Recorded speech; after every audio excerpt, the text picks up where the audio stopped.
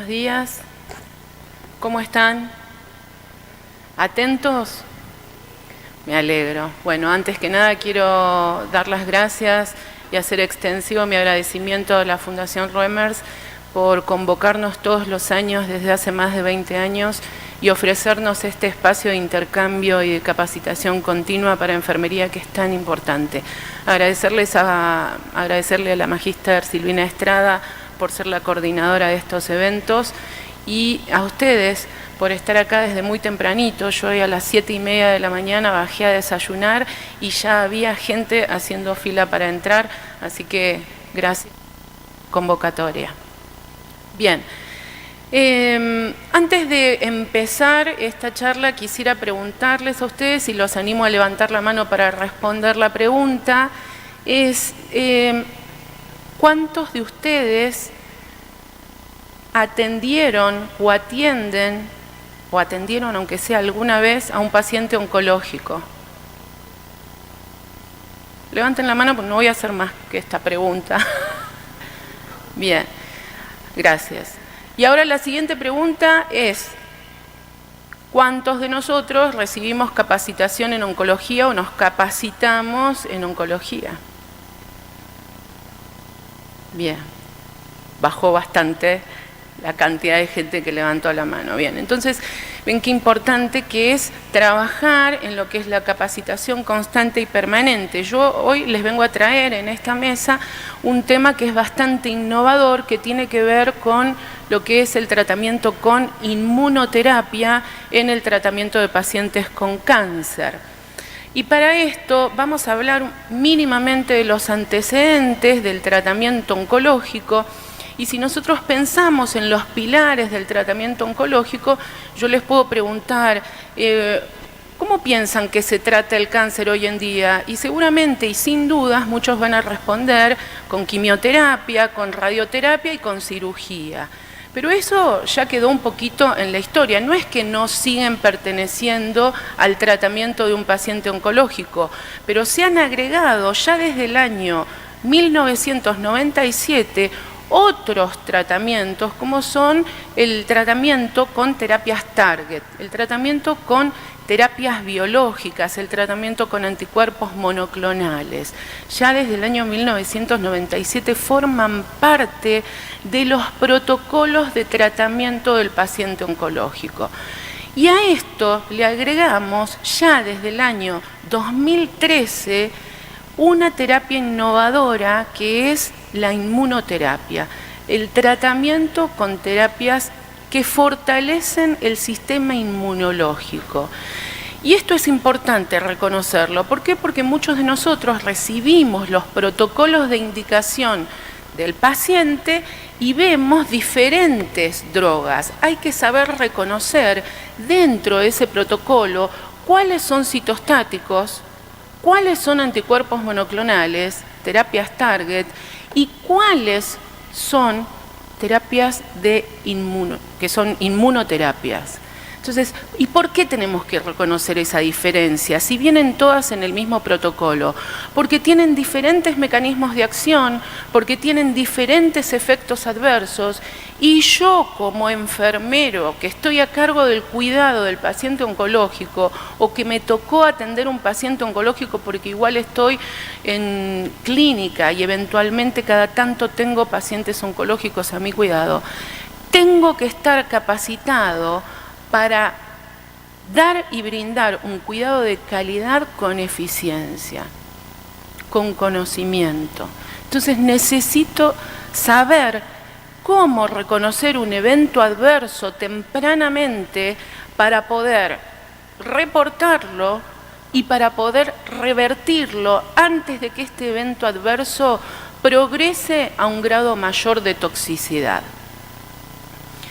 Entonces vamos a empezar a hacer como un repaso muy chiquitito, una breve introducción de lo que hace el sistema inmunológico, porque vamos a hablar de inmunoterapia.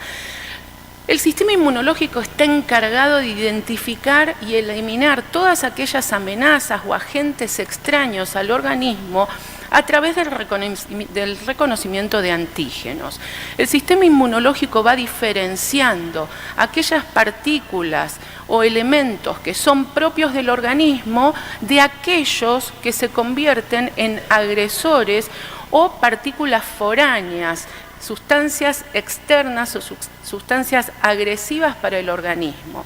Cuando identifica a estas partículas foráneas, que a partir de ahora las vamos a llamar antígenos, el sistema inmunológico lo reconoce y va a ir a atacarlo.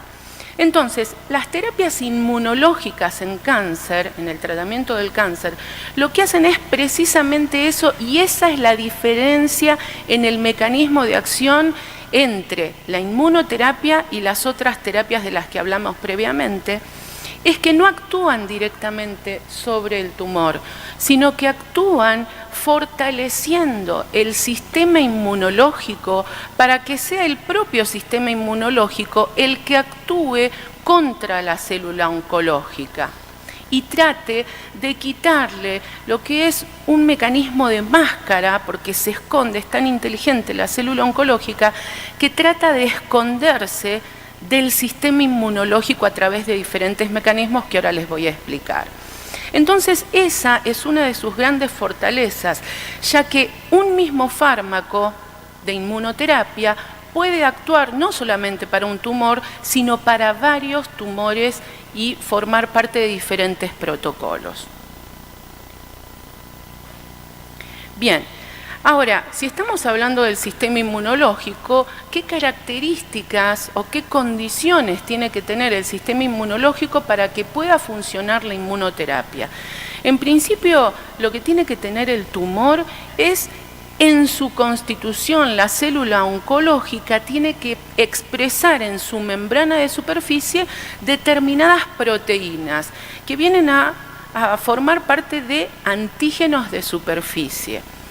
Eso por un lado por parte del tumor. Tiene que tener esta condición de poder expresar en su membrana estos antígenos de superficie. Por otro lado, el sistema inmunológico tiene que tener la capacidad de poder reconocer esos antígenos de superficie.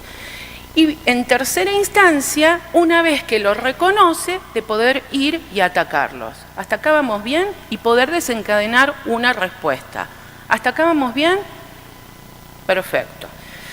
Entonces vamos a repasar cómo funciona este mecanismo de la inmunidad en nosotros.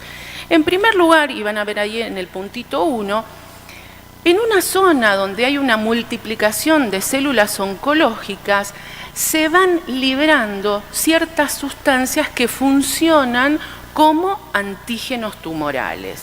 Hay liberación de estas sustancias y el sistema inmunológico tiene determinadas células, fíjense en el puntito número 2, que se llaman células dendríticas. Y estas células dendríticas presentadoras de antígenos van reconociendo, es como que van pasando toda célula a célula y van reconociendo partículas propias de las partículas extrañas.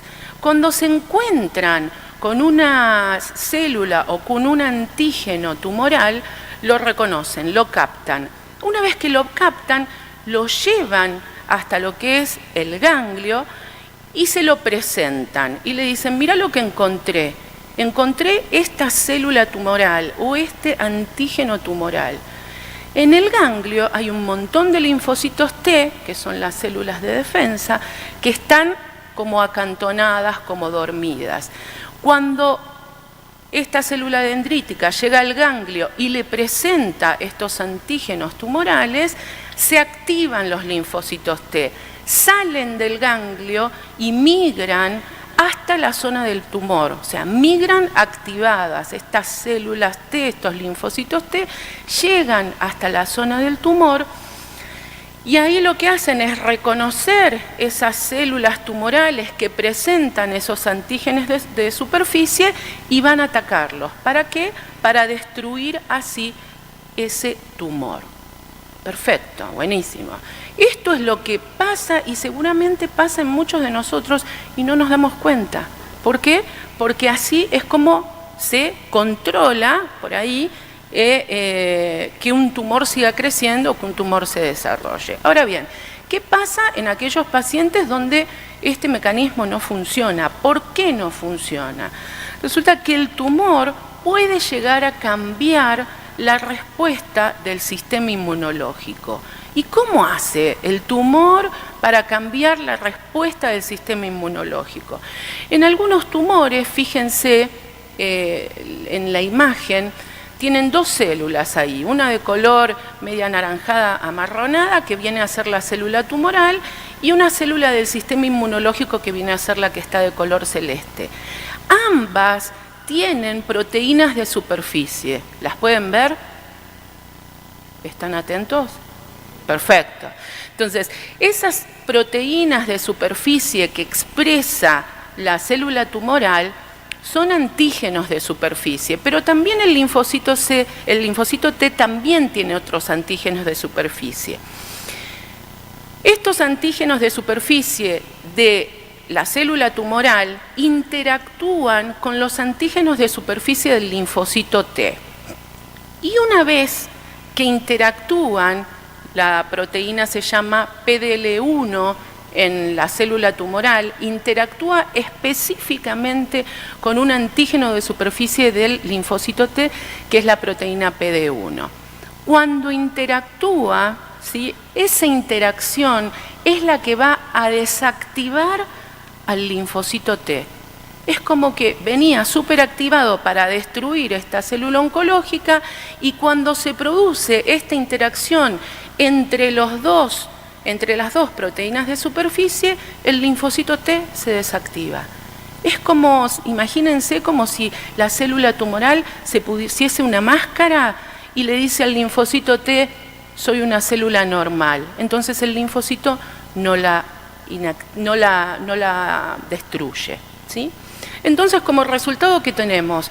Tenemos que las células cancerígenas siguen multiplicándose sin control por parte del sistema inmunológico. Y así es como pueden seguir creciendo, y sigue creciendo el tumor y desarrollándose.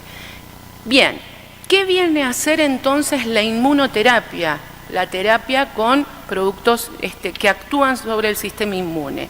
Van a bloquear esa interacción entre estas dos proteínas, o bien se unen a las proteínas de superficie de la célula tumoral, o bien se unen a las proteínas de superficie del linfocito T. Si se unen y bloquean por un lado o por el otro a estas proteínas de superficie, no pueden interactuar y no se pueden unir PDL1 con PD1. Y entonces, ¿qué le pasa al linfocito? El linfocito T queda activado, y si queda activado, entonces puede atacar a la célula tumoral. ¿Se entiende el mecanismo? Perfecto. Entonces, estamos en una mesa de actualización del tratamiento oncológico. ¿Qué tumores actualmente son tratables con inmunoterapia?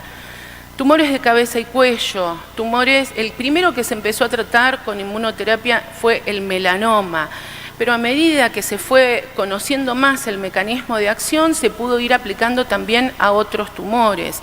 Actualmente, determinados tumores de pulmón que antes tenían muy mal pronóstico, actualmente se pueden tratar con inmunoterapia. Podemos ver.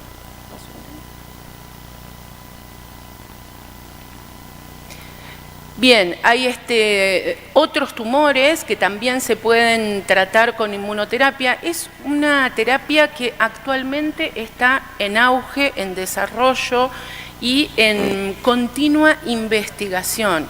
Hay un montón de protocolos que actualmente están siendo estudiados para ser aplicados a más tipos de cánceres diferentes.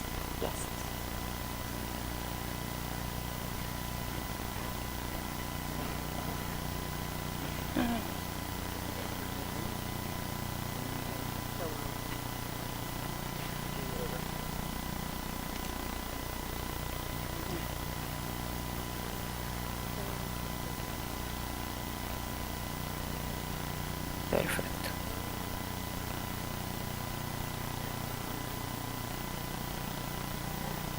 Bien. Estábamos acá. Entonces, más allá de los que hoy actualmente se están tratando, hay un montón de protocolos de investigación para ampliar la cantidad de tumores que vayan a ser tratados con inmunoterapia. Por supuesto, esta inmunoterapia no es que son tumores que se tratan exclusivamente con inmunoterapia, sino que muchas veces forman parte de la combinación del tratamiento y del protocolo en combinación muchas veces con quimioterapia, muchas veces la combinación de quimioterapia más terapias target, que son los anticuerpos monoclonales, más inmunoterapia. Y otras veces radioterapia con inmunoterapia, es decir, dentro de lo que es el tratamiento oncológico, siempre se habla de tratamientos combinados, muchas veces. ¿Cuáles son las ventajas entonces del tratamiento con inmunoterapia? Primero, que trabaja con el sistema inmunológico y no con el tumor. Fortalece la respuesta del sistema inmunológico que va a actuar sobre el tumor. Segundo, que el sistema inmunológico posee mayor potencial para destruir específicamente a la célula oncológica y por ende no tiene la misma toxicidad que tienen otros pilares del tratamiento, que van a actuar sobre el tumor pero también van a actuar sobre células sanas. En cambio, el sistema inmunológico no, evita tener ese tipo de toxicidades, tiene otras. Y otra de las ventajas de trabajar con inmunoterapia es que crea memoria a largo plazo. ¿Para qué? Para que en un futuro el sistema inmunológico quedó fortalecido y creó ya cierta respuesta para, si el día de mañana, más adelante, después del tratamiento, el paciente llega a tener una regresión, quizás el propio sistema inmunológico se encarga de detenerlo antes de que esto progrese. ¿Cuáles son entonces, ya que dijimos que esta terapia son terapias nuevas, tienen otro mecanismo de acción, también no están exentas de presentar efectos adversos?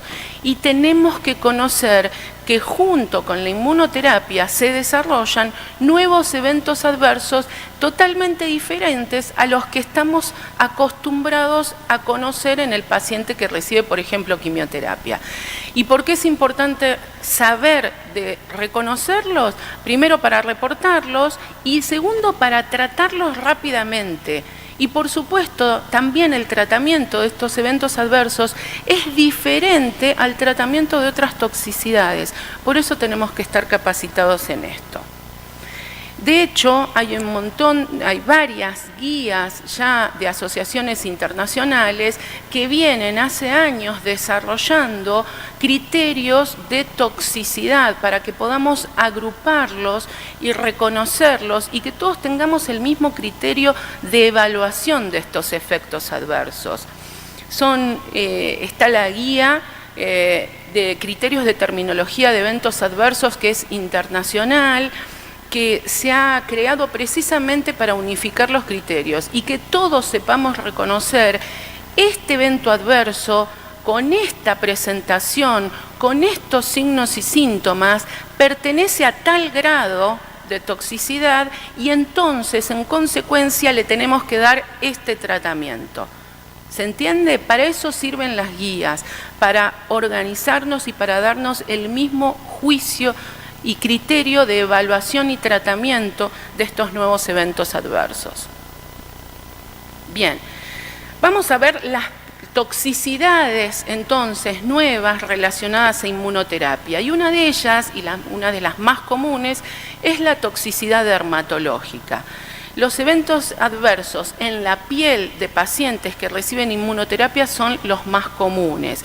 ¿Y cómo se puede presentar? Se presenta en forma de rash, se puede presentar en forma de máculas o pápulas, que son eritematosas. Recuerden que las máculas son manchas en el mismo nivel de la piel y las pápulas tienen, además del eritema y la mancha, están sobreelevadas, ¿sí? Esto puede estar o no acompañado de prurito, también puede estar acompañado de descamación de la piel y predominantemente se ve en el tronco, en la parte anterior del tronco o en la parte posterior, o sea, en la espalda y también en las extremidades. Esta toxicidad dermatológica es importante poder reconocerla y para eso los criterios refieren, y las recomendaciones refieren que sobre un diagrama corporal se han distribuido en porcentajes y entonces las áreas que pueden estar afectadas, y uno sobre este diagrama corporal anterior y posterior va marcando el área que el paciente tiene afectada. Una vez que yo marqué el área que el paciente tiene afectada, voy a mirar este diagrama que está en todas las recomendaciones y me voy a fijar qué cantidad, qué porcentaje de superficie de área corporal tiene afectada. Entonces, ¿será un grado 1 de toxicidad cuando presente máculas y pápulas o máculas o pápulas que cubren menos del 10% del área de superficie corporal? Será de grado 2 cuando presente más de 10, pero menos de 30% del área de superficie corporal afectada, también con presencia de máculas o pápulas, pero acá también limitan la actividad cotidiana del paciente. Será de grado 3 cuando esta presentación de máculas y pápulas afecten más del 30% del área de superficie corporal del paciente y también limiten ya acá las actividades de autocuidado, y llegaremos a un grado 4 cuando hay ya una erupción máculo-papular o pustulosa, es decir, la presencia ya de pequeños granitos que tienen una cabecita de sobreinfección, ¿sí? Entonces ya esto puede comprometer mucho la vida del paciente. ¿Y por qué? Porque se sobreinfectan y además porque pueden estar acompañados de descamación y la formación de bullas o de ampollas que esas también, cuando se rompen, son más propicias a infectarse. Otra de las toxicidades que se ve relacionadas a la inmunoterapia es la endocrinopatía. Endocrinopatías que pueden afectar la hipófisis y que más comúnmente se ve afectando la tiroides. Entonces se puede presentar como una alteración con hipertiroidismo, pero lo más común es ver hipotiroidismo asociado. ¿Y cómo se ve esto? Y un poco con la sintomatología que puede presentar el paciente y también observando y valorando el laboratorio de los pacientes oncológicos. Fíjense que antes nosotros, como enfermeros que atendemos pacientes oncológicos, siempre mirábamos, antes de que el paciente se haga el tratamiento, mirábamos el hemograma, mirábamos el recuento de blancos, específicamente los neutrófilos, y la función renal, urea y creatinina. Ahora hay que sumarle más cosas a observar. Hay que observar, por ejemplo, el porcentaje de estas enzimas y de estos valores, ¿no? Entonces, ¿qué se puede observar en el paciente o qué puede presentar? Puede presentar cefalea, puede presentar cansancio extremo, puede presentar alteraciones en el peso por disminución o por aumento, puede presentar también cambios en el humor y en el comportamiento, la pérdida o el resquebramiento del cabello, de las uñas, y todos esos pequeños signos y síntomas que el paciente va experimentando, uno tiene que empezar a reconocerlos y asociarlos con estas toxicidades. También puede presentar alteraciones de la función hepática y también se ve en el laboratorio del paciente. Algunos de los signos y síntomas que acompañan la alteración hepática es el aumento de las transaminasas, el aumento de la bilirrubina total, la aparición, cuando esto ya va en aumento, de ictericia en el paciente, la aparición de coluria, el dolor en el hipocondrio derecho, somnolencia, disminución del apetito y sangrado o aparición espontánea de hematomas por alteración de los factores de coagulación.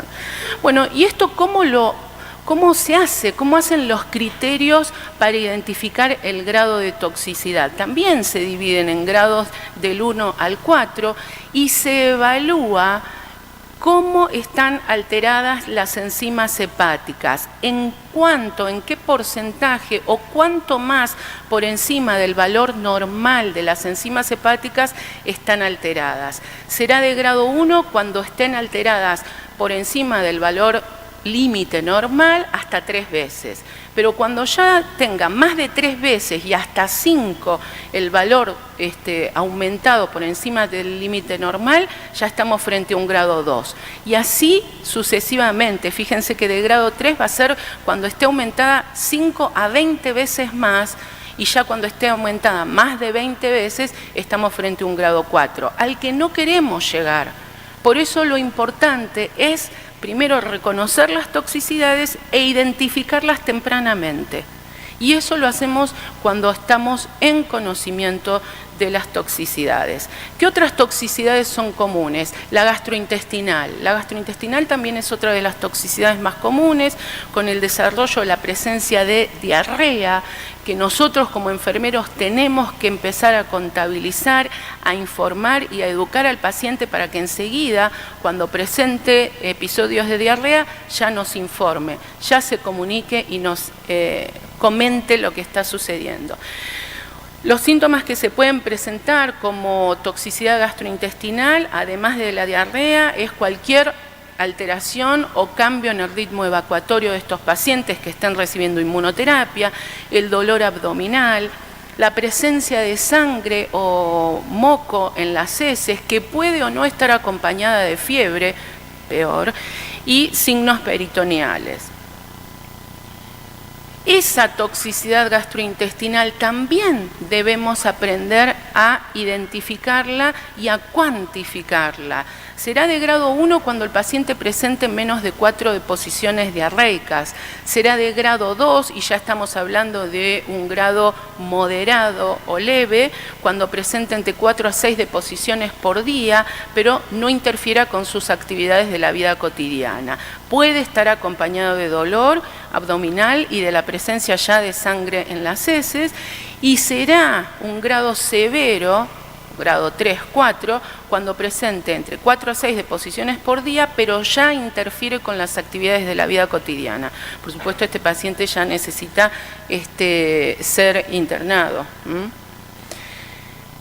Y la toxicidad renal es el aumento se puede evidenciar a través del aumento de la creatinina, con la disminución del volumen urinario, puede también presentar hematuria este paciente y edema en los tobillos y pérdida del apetito. También, ¿qué vamos a hacer acá? ¿Cómo se mide? Y valorando cómo aumenta la creatinina sérica en el laboratorio. Y de acuerdo a esta también se clasifica en grados que van del 1 al 4 de acuerdo al aumento de la creatinina. Por lo tanto, nosotros como enfermeros también tenemos que evaluar y valorar estas cosas en el laboratorio del paciente oncológico cuando viene a recibir el tratamiento o cuando nos llama por teléfono para hacer alguna consulta. Por último, la toxicidad pulmonar. Recuerden que yo les dije que por ahí los pacientes que tienen determinados tipos de tumor en el pulmón reciben inmunoterapia. Entonces son pacientes que por ahí ya tenían disnea por su patología de base, porque está afectado el pulmón, o ya presentaban tos. Bueno, como signos y síntomas de toxicidad inmunológica es el acrecentamiento o el empeoramiento de estos signos y síntomas que el paciente ya traía, los cambios radiográficos que me pueden hacer pensar en una neumonitis, el dolor en el pecho y la exacerbación de la dificultad para respirar. También se clasifica en grados 1, 2, 3 y 4. Grado 1, el paciente no tiene síntomas, sino que se evidencia a través de la radiografía, diferentes alteraciones con respecto a la radiografía de base cuando el paciente empezó el tratamiento. Grado 2 va a haber síntomas como tos, disnea, dolor de pecho, y ya grado 3 o 4 son síntomas más graves, con la aparición o el empeoramiento de los síntomas que el paciente ya traía y dificultad para respirar. Bien, vamos entonces a los cuidados de enfermería. ¿Cómo manejamos estas toxicidades nuevas para nosotros? Primero, con conocimiento teórico. No podemos administrar cuidados de calidad si no conocemos, si no estamos capacitados. Y segundo, con la educación a los pacientes. Una vez que nosotros nos capacitamos, debemos capacitar a los pacientes para que informen tempranamente la aparición de cualquiera de estos eventos adversos en ni bien aparecen, ¿sí? Por eso necesitamos conocer los nuevos efectos adversos. Y acá hay algunos nombres de inmunoterapia que ya están formando parte de diferentes protocolos de tratamiento para algunos tumores. El ipilimumab, pembrolizumab, nivolumab, atezolizumab, son algunos, pero hay un montón y cada vez va a haber más. Entonces, fíjense que parecen, por la terminación en mab, uno se puede pensar y puede confundirse con que son anticuerpos monoclonales. Y no son anticuerpos monoclonales, sino que es inmunoterapia, tiene otro mecanismo de acción. O sea, no nos queda otra que capacitarnos y actualizarnos. Entonces, ¿qué necesitamos hacer como enfermeros?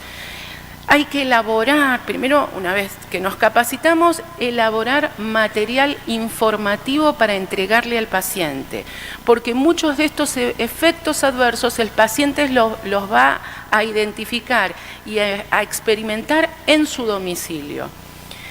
Segundo, implementar lo que es la consulta o fortalecer a aquellos que la tienen, la consulta de enfermería. ¿Y esto qué significa? Antes de empezar un tratamiento, convocar al paciente, ¿sí? Tener una consulta de enfermería y empezar la educación antes de que el paciente empiece el tratamiento.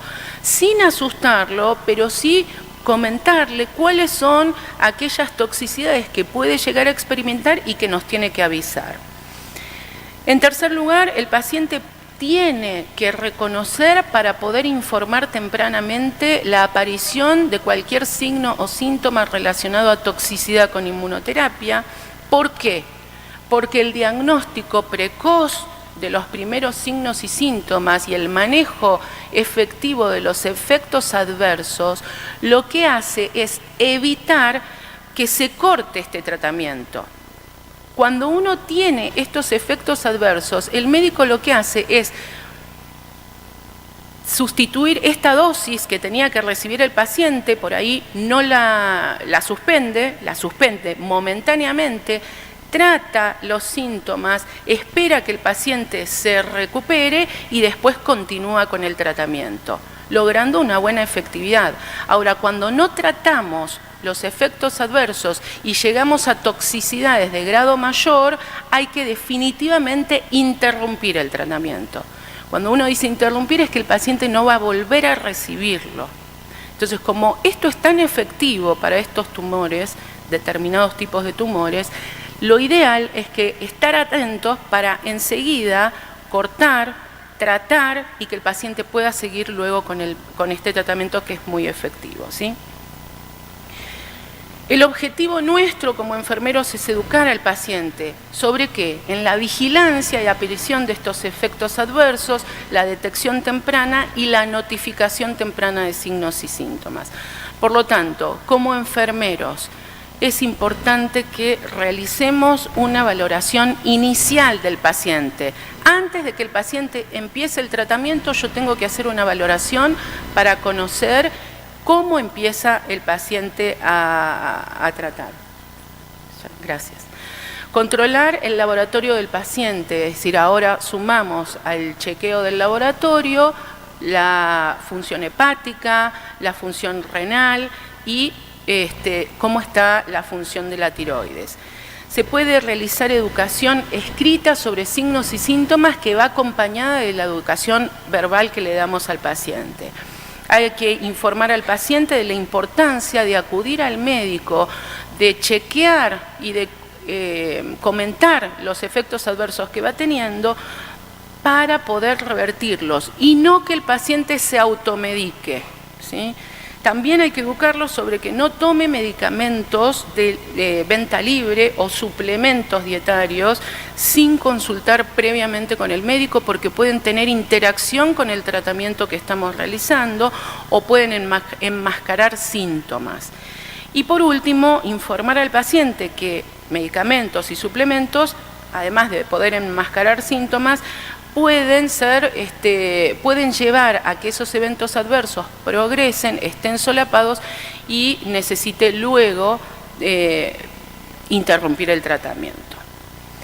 En las siguientes visitas es importante controlar y seguir chequeando los valores de laboratorio, preguntarle al paciente, aunque el paciente no me diga que presentó algún signo o síntoma, ir nosotros en búsqueda de ese evento adverso, confirmar que el paciente sea capaz de verbalizar todo lo que va apareciendo en el tratamiento, informar al paciente cómo es el procedimiento adecuado para informar, a través de qué medios se puede conectar con nosotros y cuándo sí o sí tiene que venir a la guardia, y recordarle al paciente que los síntomas pueden aparecer no inmediatos a la administración de la inmunoterapia, sino meses después del inicio del tratamiento. Por eso es tan importante la educación del paciente por parte de enfermería.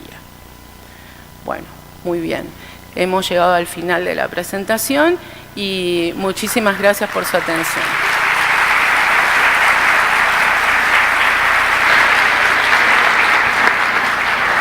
Hola, muchísimas gracias, licenciada. Iniciamos con las preguntas. Habíamos dicho que iban a ser por escrito. Levantan la mano y van a ser tomadas las preguntas. Mientras tanto, yo voy a ir realizando algunas preguntas hasta que lleguen acá. Licenciada Estrada, ¿qué hacer ante la primera reacción de un paciente si es que no hay monitores? Bueno, por supuesto no en todos los lugares se cuenta con el material